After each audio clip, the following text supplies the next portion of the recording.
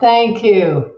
I'm so pleased to be joining all of you today. I think this Oxford Real Farming Conference is absolutely the venue in the English-speaking world for trying to have an understanding of what's going on in the global food economy. So I'm speaking to you from Australia, from Byron Bay, Australia. I'm Helena Norberg Hodge, the director of Local Futures, which is a small international NGO. I've been working on these issues for 45 years, and I'm so happy that my dear friend and colleague Alice Waters is going to be joining us after I've made a brief presentation on how local food economies can save the world.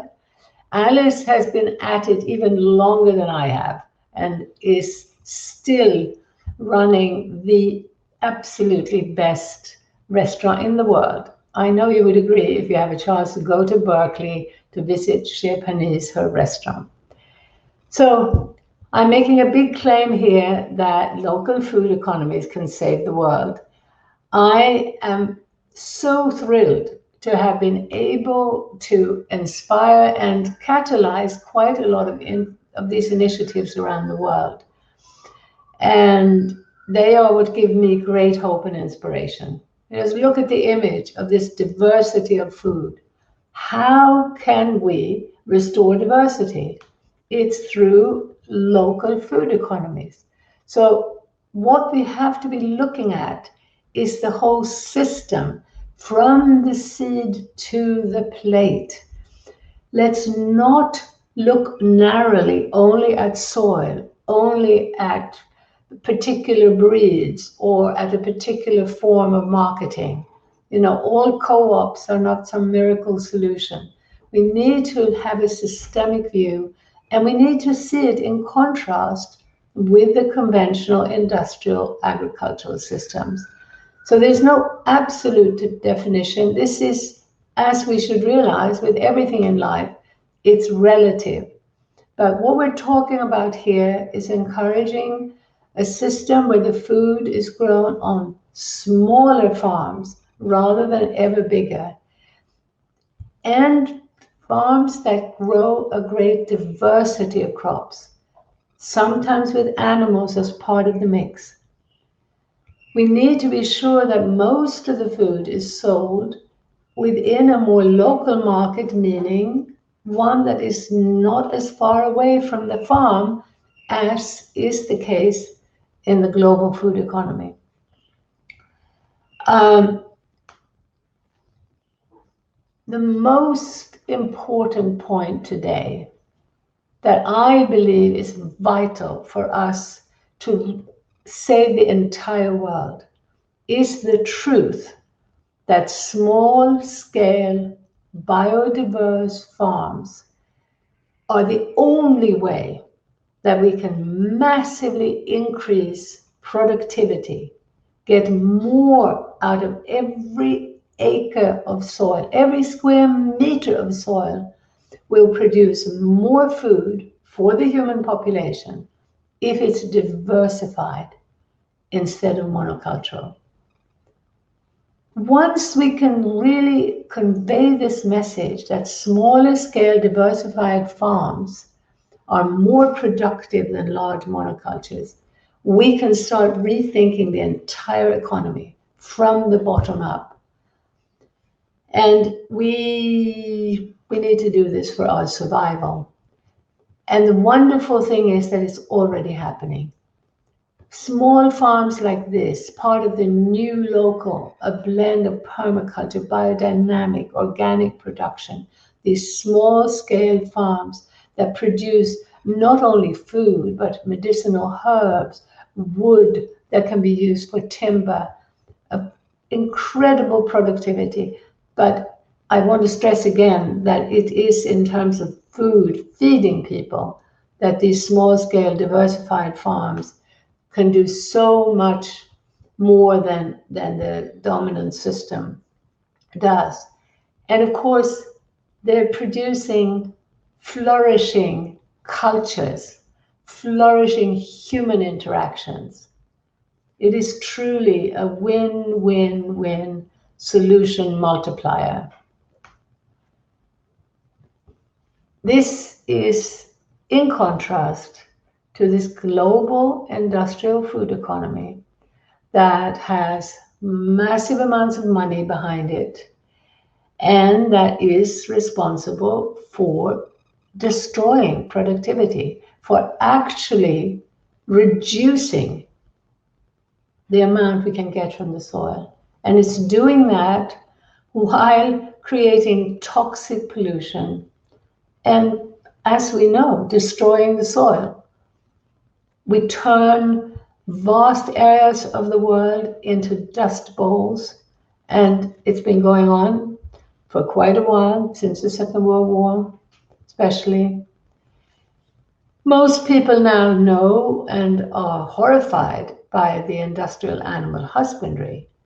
And we know now that it's as inhumane for the farmers who suffer from all kinds of illnesses, if not pandemics, because of the way that we're treating animals, both agricultural and wild animals. The industrialized forestry, again, the monoculture pushed by the global system, again, toxic, less productive, and the wood is well known now. It is absolutely not as durable, not as strong. It's a system that just doesn't work. The industrialized fisheries coming again out of the same view of monoculture, larger and larger scale production, with the idea that this is how we produce more, but we don't. These trawler nets that are big enough to hold 13 jumbo jets, what do they do to the sea? They lift most of it out and then throw half of it away. And the fish farms, just as toxic and polluting as the industrial farms on land. The giant supermarket chains are absolutely to be understood as part of this system. They are linked to a pressure on the farmer to grow only monoculture.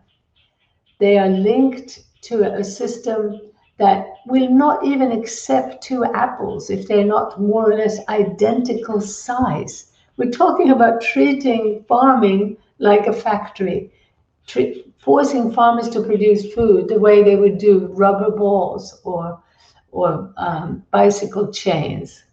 So it's completely unnatural. It's utterly wasteful.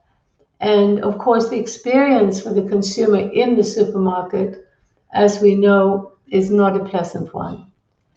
Now, this system, from the monoculture on the land to the supermarket, is responsible for around half of all the GHG emissions.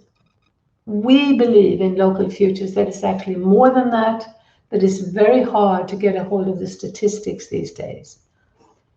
How can it be that governments are continuing to support this system? How can they be doing that in a time of climate change, in a time when we can see these toxic and negative effects of pushing farmers, fishermen, forestry experts to grow bigger and bigger monocultures, to produce faster and faster, more standardized product? Why and how is this possible? It's because of the bigger economic system. Our government leaders from Sweden to the United States to Kenya are wedded to an outdated model of growth. They are pushing the land, they are pushing people to conform to this model that is thriving within the global financial casino. It is extracting wealth from every corner of the world, creating billionaires at the expense of the majority of the population, and that is at the expense of every local economy worldwide. This trade treaty game is something that we must raise awareness about. In the last 30 years, these so-called free trade treaties are giving giant monopolistic corporations more and more power, and they're giving them more power than governments. Now, in promoting so-called free trade, what governments have been promoting has been a massive increase in world exports and, of course, imports. Food is being shipped back and forth across the world. And guess what? Look at this graph. From roughly after the Second World War until about 2000, look at this graph. Fossil fuel burning is part of it. Massive increases in carbon. And why are we not hearing about this? Why is the environmental movement not talking about the fact that you have the import and export of identical products?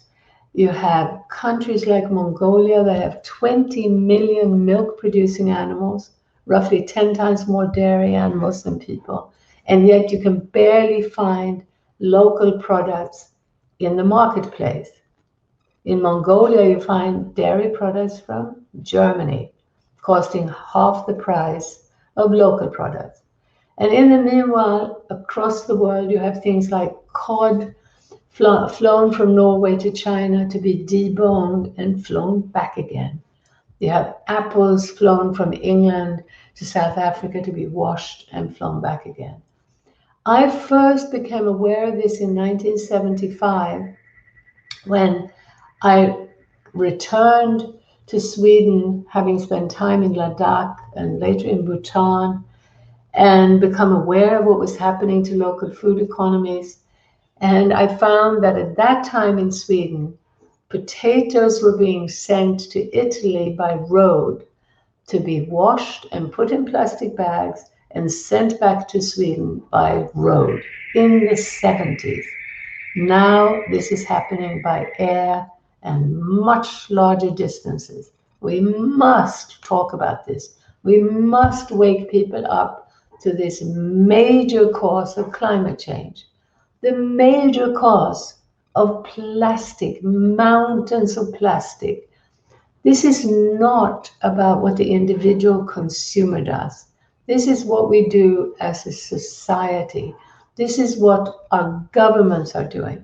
So please expose the fact that countries routinely import and export the same product. And as you can see here from the USA, about 1 billion tons of beef imported, about 1 billion tons of beef exported. The UK exporting roughly as much milk as it imports. Insanity. This is accompanied by, or let's say systemically linked to, a very frightening trend, which is that science is more and more in the service of profit. Blindly, behind the scenes, we end up, all of us, as we remain ignorant of this, as we remain silent about it, we end up supporting systems of knowledge that are actually poisoning the world and poisoning ourselves. At the same time, our taxes, they're not only subsidizing systems of knowledge that are destructive, but they're turned into technological systems.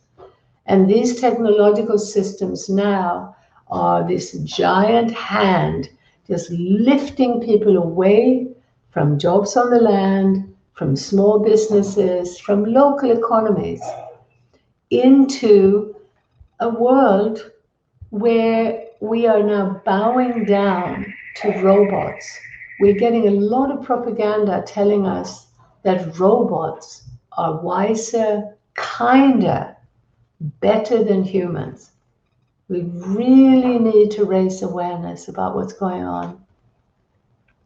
Because our governments are blindly using our taxes, our hard work, to subsidize and support this inefficient system. It's a system that's not only leading to all the toxicity, the ill health that we were talking about, but it's leading to unemployment and poverty. So we have a system that simultaneously supports poverty and pollution in the name of growth. Our planet is dying, we know that, but we're not talking enough about the system that is responsible for creating this death and illness all around us. So we're in a situation where global corporations, huge conglomerates in the agricultural industry, in the finance industry, pharmaceutical industry, and very importantly, in the media world.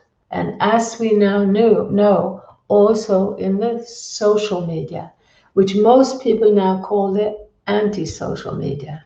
What we're talking about here is huge amounts of money driving giant monopolies. This is mainly because of blindness. It is blindness that's allowing this craziness to continue. Now, this is good news. When we realize that it's blindness that's the problem, we could understand that it's much easier to deal with this than we perhaps believe. We're not talking about suddenly transforming the entire system overnight, but we are talking about beginning to release some resources, some financial resources, to start doing the studies to look honestly at what's going on around the world. We need urgently to help expose the truth of what's going on without blame. This is not about good guys and bad guys. If you think that a small farmer is so different from someone working in Wall Street, or if you think that even someone working in Monsanto is so different from a small shopkeeper, you just haven't had enough experience of the world. This is not about individuals. This is not about bad guys and good guys. This is about a system that most people are simply not looking at. They're not adding up the dots. They're not making the connections. This is what we must do. And the first area to start is among activists. But most activists, unfortunately, are still focused on making changes in their own specific cultural and local environments. They generally don't have the resources to be looking globally. They generally don't have the information to be really looking on the ground at what's happening globally. And this is why doing everything we can to lobby for more resources, more finances to go into helping the activist world to spell out the bigger picture. In many ways, it's good news when we realize that blindness is the main problem. It's not about good guys and bad guys. Let's please stop thinking that if we get just that one right politician in power, that things are going to be solved. I've seen in my native country of Sweden this swing to the right, meaning a swing towards just being concerned about how am I going to pay my mortgage? How am I going to make sure that my children can get a good education? How am I going to survive financially? This is happening worldwide to people. The fear, as most people are having to work harder and harder just to put food on the table. As they can become narrowly focused on their economic well-being, they fall prey to the propaganda of demagogues who say, I'm going to grow the economy for you, I'm going to make your country great again, I'm going to be sure that this whole environmental nonsense doesn't get in the way, and no strange refugees change our culture, our values. This blind fear and swing to the right is a global phenomenon. It's happening in Sweden, it's happening in India, and we know about some of the other countries. So we need to make awareness raising the most important activism. And we must be wise enough and informed enough to do so without blame, without anger. We have all contributed to this system in one way or another, even by just remaining silent about it, even remaining ignorant about it. So let's try to use our energy. Let's raise finances and support for big picture activism. We must make it clear that our governments are using our taxes and subsidies and regulations in a way that's destroying us. We must pressure for an immediate change in direction. This is not about shutting down every big bank and every big business overnight. This is about shifting the supports and the subsidies and regulations. These are mechanisms that governments use to shape our economies, to shape our world. And as part of this big picture activism, we need to be really alert to how big money has been shaping the direction, even in the food movement. What we've been hearing is that local organic food is elitist. We've been hearing that, oh, this is only for people who don't care about the poor. We need to spell out very clearly that the price in the marketplace is actually a political choice. We have a choice as a society whether we want to support organic, local food, as fresh as possible, a decentralized food system, so that people can have healthy organic food at a reasonable price. The local and organic is only more expensive because of the heavy subsidies, taxes, and regulatory mechanisms supporting the globalizing food economy. This is completely unnatural. Can anybody anywhere in the world believe that a carrot from a mile away costs more than a carrot from thousands of miles away, without it having been a manipulated marketplace? It's a manipulated economy that makes local organic food more expensive than old food from far away. We need to question many of the regulations that are being brought in. They're actually being brought in a way that punishes the small and favors the big, that punishes the local and favors the global. We have to be careful of just using individual terms with a narrow focus. So regen agriculture is not a broad enough concept. We need to be sure to look at this systemic shift of supporting shorter distances, diversification, and organic methods.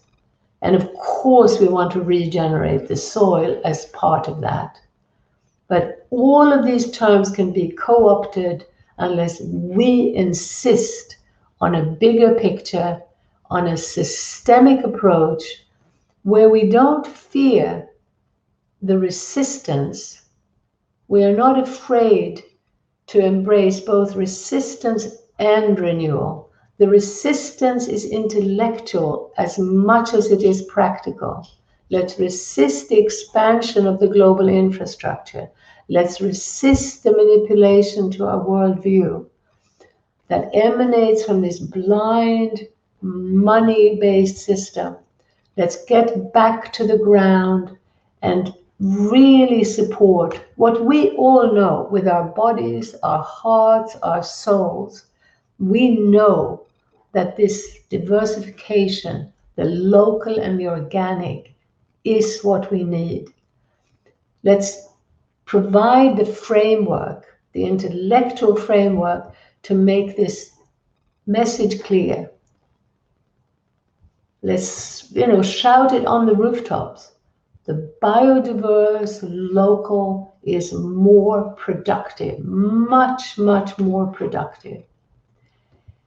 Let's also be clear that focusing on local food economies is truly a major acupressure point for not just widespread transformation, but really for whole systems transformation.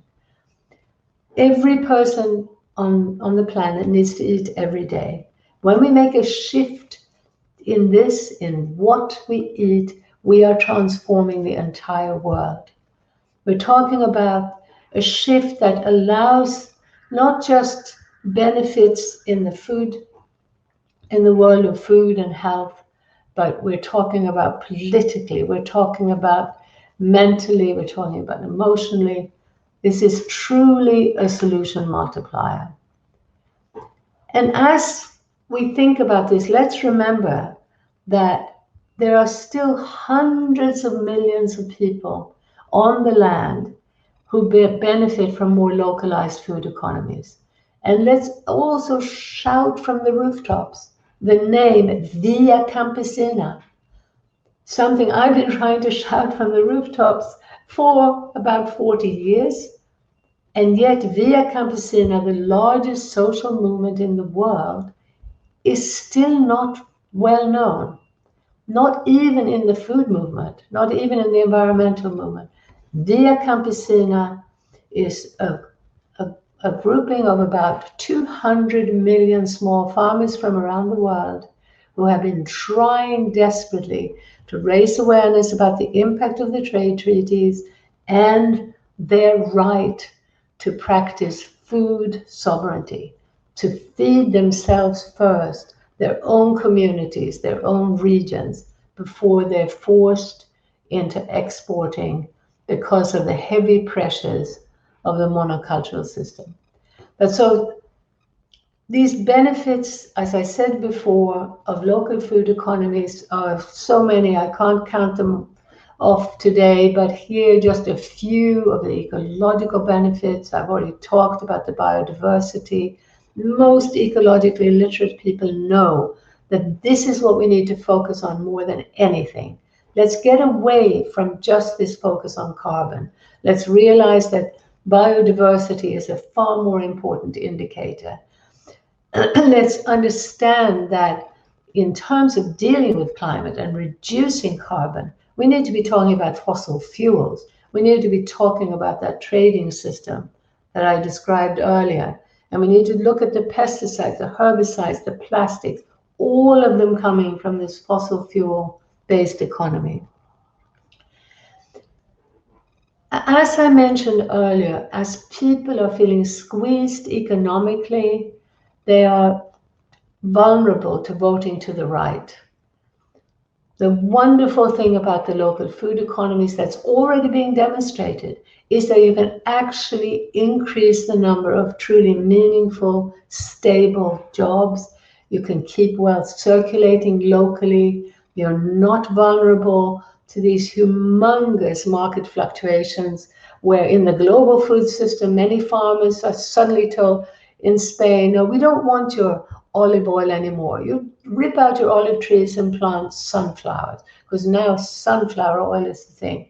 I've seen this around the world as farmers try to respond to the fluctuations of this highly manipulated market. And of course, the gap between rich and poor is widening in every single country, including my native country of Sweden. We must wake up to the benefits of localizing, which immediately reduces the gap between rich and poor. And it's being demonstrated both in the traditional systems and in the new local. And it's like a magical wand. You can actually help increase the profit to the farmer while you decrease the cost to the consumer in these localized systems of healthy, fresh, organic food. The community benefits, again, there are so many more here than I can really touch on, but if you go to a farmer's market, you will see that, as the study has shown, people have roughly 10 times more conversations than they do in the supermarket. And these are conversations between young and old. It's a marketplace that suits bringing children. It's a marketplace where when people know each other, racial differences, religious differences fall away. It becomes a situation, a system, an economy, a culture where your unique individual qualities are recognized. You are not a label, you are a living human being. So I hope some of you may have read my book, Ancient Futures, where I describe the transition from an ancient indigenous culture to dependence on the modern consumer culture. And I hope that you've seen there and agree with me about the vital importance of rebuilding community, along with restoring local food systems. Strengthening community is the healing magic wand.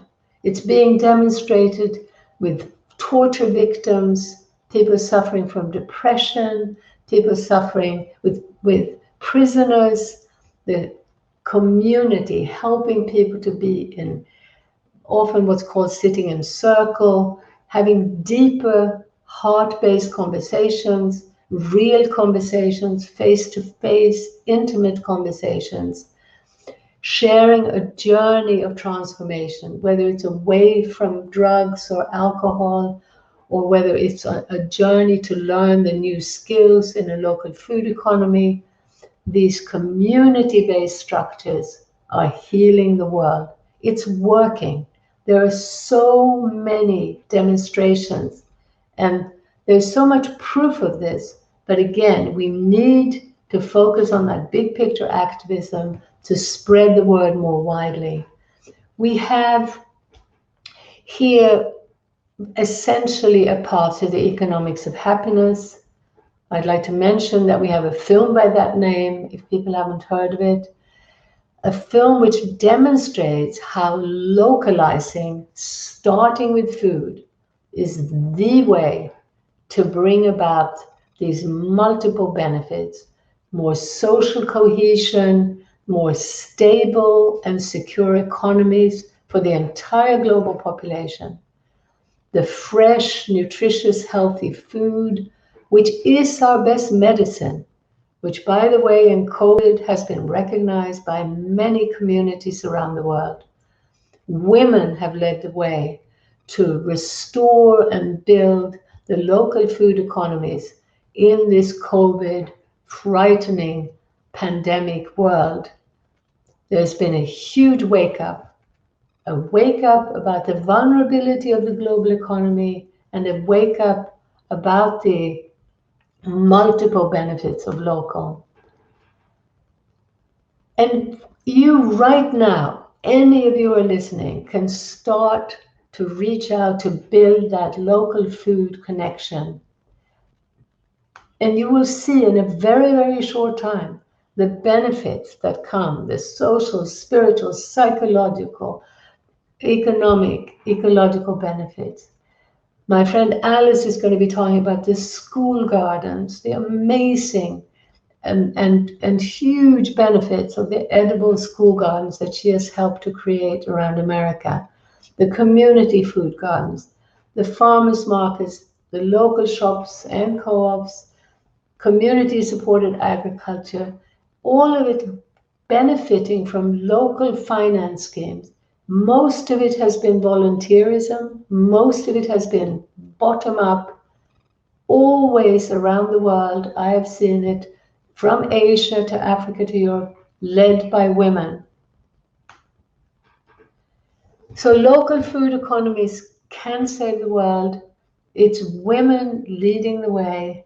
And I'm so honored to be joined now by Alice Waters, who, as I mentioned before, has been at this even longer than I have.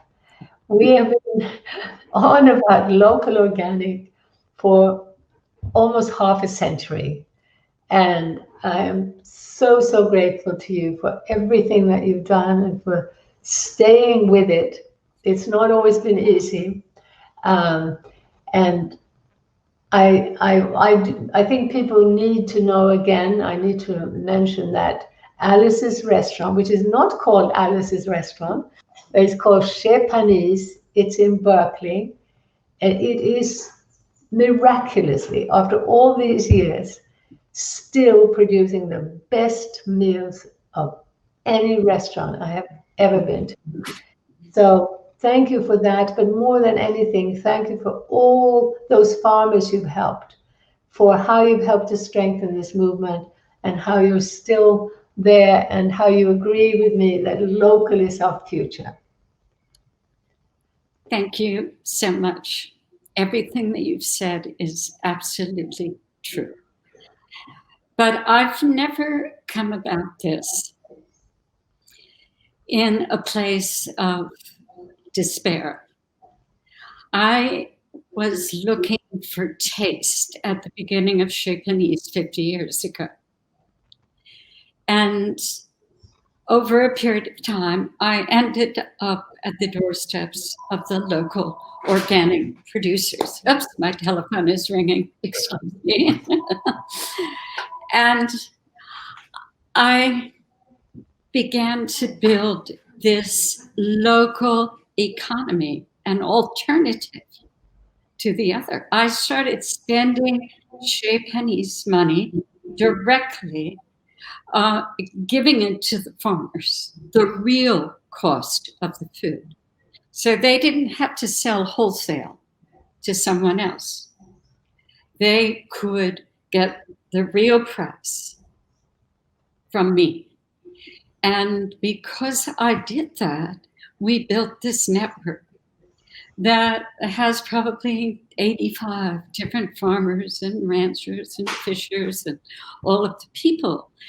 But I count on one farm that we support entirely. No matter what he grows, I buy it. And he brought, this was Bob Kennard, way back 35 years ago, he brought the values of stewardship and diversity into Chez Panisse right through the kitchen door. And we took all the food scraps back up to his farm and picked up the vegetables. And he opened our minds to the diversity of foods we could cook. It was quite an amazing transformation that happened at the end of the 70s and the beginning of the 80s. But when I had a child, I realized that she was going to have to go to school. And where would she go to school? And what would she eat? I said to myself. And I started looking at the public school system in California, in Berkeley particularly, where there's a great university. And I came to discover that the academic achievement of the California school system was number 47th in the nation. In other words, it was not supported at all because of tax changes and things that had gone on. And they could hardly afford to pay the teachers, much less the people who cooked the food. And they ended up really serving fast food, which is what is served in most every school in the entire United States. So I said something about this in a newspaper in Berkeley, and the principal of the Martin Luther King Jr. Middle School. He called me up and he said, help me. And I went there and I said, I had a vision because I'm a Montessori teacher. And I understand that the best way to teach is by doing, using your hands. And she talked about opening up of your senses, because those are our pathways into our minds. And I realized that in a fast food nation like the one we live in, that our senses have been closed down. We aren't smelling, we aren't tasting, we aren't hearing even, we aren't seeing the beauty. And I'd like to also just add to that my friend Ian McGilchrist is worried about how our brains have even been distorted. As part of that process, we're using our left brain more and more. And so this, yeah. Exactly what I'm talking about. Those are our pathways into our brains. Yeah. And we are imprisoned by the indoctrination of this fast food culture. And so I was trying to stage a prison break. Yes. At this school. And what we did is we built a garden classroom and a kitchen classroom, not to teach gardening per se or cooking, but to teach all of the academic subjects, from math and science and art in the garden to a language class in the kitchen. And you're cooking the food from that particular country. Well, after 25 years of doing this, we've built a network around the world that is almost over 6,500 schools that are doing some form of this. They may be changing school lunch or having these garden classrooms or kitchen classrooms. But and I also just want to add there that I am convinced that there are many, many more than that 6,500. I know. Like, yeah, when you go around, it's spreading. And this is what's so wonderful is that once we open our eyes to the bigger picture, we start seeing that the small and the grounded around the world, and that coming back to our senses, coming back to health, is happening. Okay. So the big picture is not just about spelling out the problem with the dominant system. It's just as importantly about contrasting that with the truth of what's going on in these small local ways all around the world. Well, I feel like the place that we all need to collaborate is on our public school system. Because if we can reach children when they're young, when they're open and ready to learn, they'll grow up with a set of values that we need to live on the planet together. Now, I have a little master plan in the state of California because we have a University of California public school system, university level in California. And there are 10 campuses around the state. And what if they decided to include food, 100% organic, regenerative food, as part of their climate neutrality, the carbon neutrality initiative for 2025. But if they decided to use their power of procurement and support the people who were taking care of the land, the farmers who wanted to farm for the right reasons, the idea of all the food, not just farmers and ranchers who were practicing, pulling the carbon down into the ground where it belongs. But how about the people who are making tortillas, organic tortillas? We could put them all in business, where we could really use that same amount of money, because it does not cost more to do this. And I'm writing a book about this. It depends on what you're cooking. If you have a lot of meat and cheese, yes, it's going to be more expensive. But if you're looking at all the beautiful, proteins and plants, and if you're talking about whole grains and greens and vegetables that change over the course of the year, it is, in my mind, a kind of delicious revolution that we could cause. Yeah. This delicious revolution is what I'm sure almost everybody listening to us is in favor of it. And how can we make it happen? How can we actually turn things around? And they're asking also about, this big picture activism. And for me, it's about doing any and everything we can to get the word out. And if we're able to change things at schools and universities, we're already making huge inroads.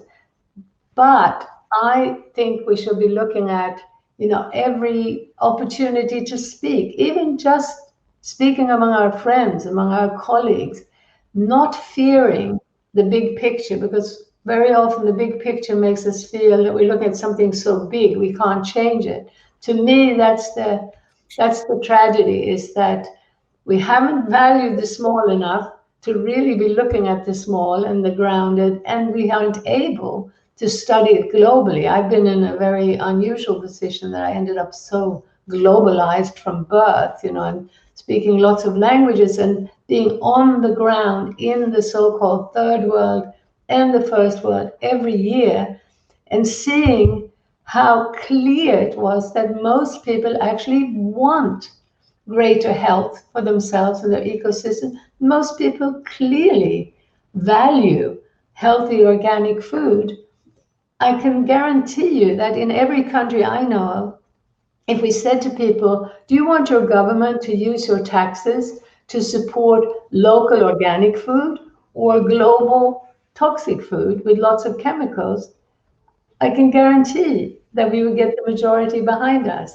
But that question isn't being asked because we're somehow only thinking in terms of individual choices and not thinking of the economic structures behind the choices. So I think for right now, it's true that you could cook vegetarian food and it wouldn't cost more. But in an unmanipulated economy, as I say, every bit of food that is fresh and local and doesn't have chemicals, in an economy that's not been manipulated to train people for over narrow specialized science linked to fossil fuels. This is what's happened after the Second World War, is that we made this huge turn in the wrong direction, thinking that fossil fuels were cheap. They've never been cheap. And we never ever produced more food because of fossil fuels. We produced food with fewer people. So the efficiency was that we could drive people off the land. But in the cities, people consume more resources per capita. And this is so clear in the so-called third world, that whether it's Mexico City and Beijing and New Delhi, every single person now depends on food that's been transported, packaged, refrigerated, and the per capita consumption of fossil fuels, of resources of every kind goes up. So please don't let people tell you we're too many people to go back to the land. We are too many people to allow our governments to keep pushing us into bigger and bigger megacities, and to use our scarce resources for robots and drones and satellites instead of allowing people to build a world where we have healthy, meaningful jobs. So Helena, I have to say that it's a question really of a disconnect to nature. We can't even imagine what you're talking about because we don't know where our food comes from. And it's why, our school systems have been industrialized just like our farms. And so we're teaching all of our children to make a lot of money, go to college, live a big life. And instead, we have to really make this intervention through the cafeteria door. And it doesn't cost more to do this. And we could do it tomorrow, just like each person could choose to go to the market, the farmer's market, or not. Or it's not a question, in my mind, of sort of pulling together the willpower. It is a question of falling in love. Yeah. And if you put yourself in the garden, and I'm looking out to my redwood tree, and I think of how beautiful that is. And when I'm engaged in the natural world, I want to take care of it. And I love the forest school movement and the ocean school movement that are bringing children at very young age back into nature. We can do this in the school. And we are doing it. I think it's really important that we look at the facts again, but it's going to take resources to do the studies that would really show the numbers. In COVID, studies, Helena, we don't have any studies. It's just obvious. I know. Well, and we just need to do it. Yeah, well, maybe, but I think, again, for many people, as you said earlier, many people can't relate to it because they're so removed from nature.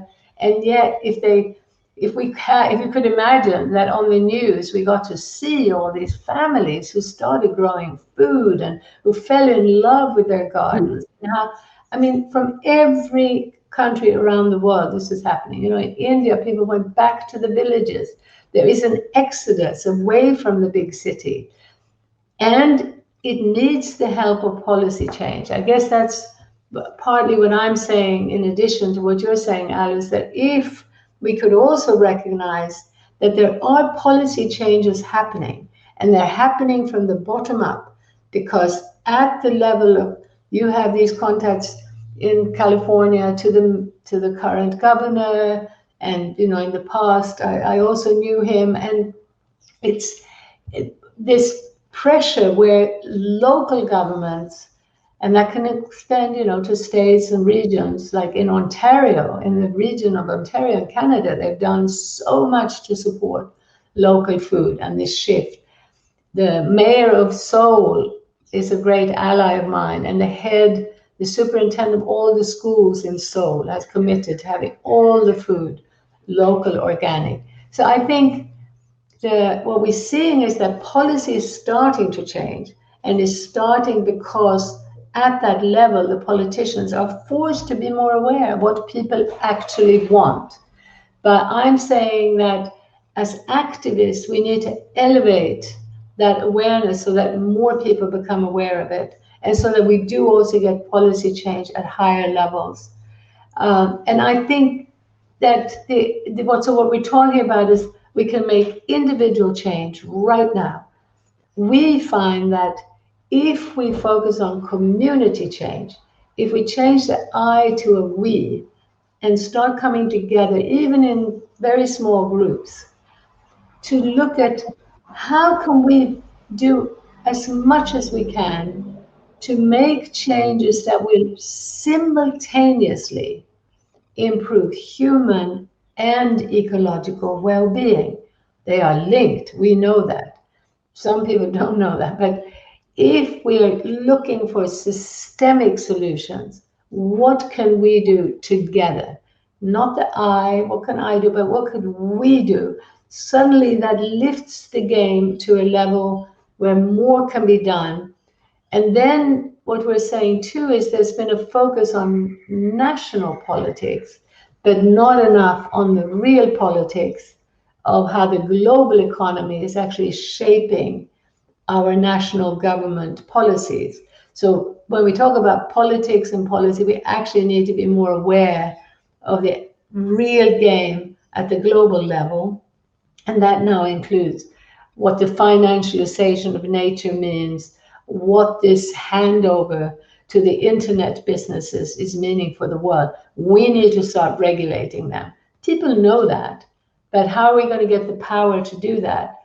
I'm finding that if people can see particularly the benefits of local food and engage with that, as you said, Alice, they can start actually coming alive again as our senses wake up, as we see the beauty, as we taste and actually feel that difference. We become stronger, we become healthier, and then we can also take on the bigger system. That's my big hope, and that's sort of what the big picture activism is about, understanding the system from the inner spiritual, inner health dimension out to the most global level, seeing the connections and the threads.